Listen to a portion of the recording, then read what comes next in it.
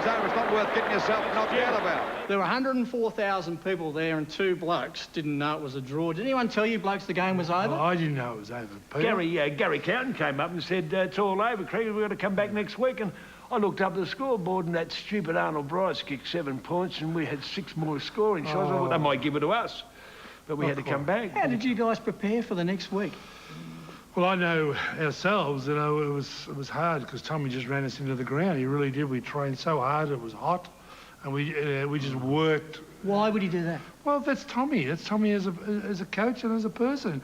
And he just believes in doing that same thing, just repeating itself, you know? And I believe, Peter, you guys did very little. Well, Ron just said, you're great pros, you come from everywhere, you know how to handle yourself, boys. Actually, he did train us reasonably hard, but we'd come through a hard campaign. We've been playing a lot of football. We started against Hawthorn 5 weeks ago, and there was a lot of our blokes carrying injuries, and called the Pink Lady we were playing on, and there was a few blokes that if they'd swabbed us, we would have come back positive, but... What was the Pink Lady? A little bit of morphine and aspro just to get you going, and keep you feeling all right. And are you still on it, Crackers? No, I'm not still on it, but... You've gone into rehab, have you? Yes, well, we were happy after the game. Brass just called us in. Lighty wasn't there, he'd gone. But he came back the next week. Yeah, you won the replay. It was another epic game, epic grand final. And Blighty played well in the replay. He did. Yeah, it was all right. Brass never had any doubts we'd win. That we'd get beaten. Was it collie wobbles or coincidence? Oh, look, I don't think it was collie wobbles. I just think that we'd been through the hard campaign. We had our opportunities the week before.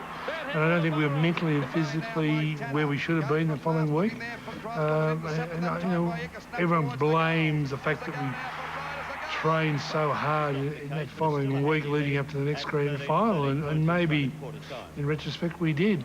That was Tommy's way of doing things. And I mean, you couldn't have been more stiff, could you? Because the next year you got done by them in the preliminary final. Yeah. The year after that you got done by 5 points in the grand final. You got done in 80, 81. Scarred him for life. Well, look at him. You did play in 6 grand finals for 6 defeats. I mean, what sort of effect has that had on you? Look under choker in the dictionary. His photo's there. No, has it been a tough... Yeah, I was so fortunate to be able to be in that position to play in so many grand finals. And a lot of things would have been very different, possibly, if we had won those grand finals. Not only for myself personally, but also for the Collingwood Football Club. And not only be the greatest club, but even a greater club again. To be so unlucky to be so close but so far, and you know, I played with some great players. And a reunion's hard. Like you had your 30-year reunion. This year was good. A good grip. Yeah, just walked around. We don't have reunions. No. It's very sad. We just don't have reunions because there's nothing to get together and celebrate. So another one eludes the carrying bush. For the first time since 1948, there's a drawn grand final. A brilliant market goal by Twiggy Dunn to tie the scores, but keep in mind, the Pies did lead by 27 points at the final change.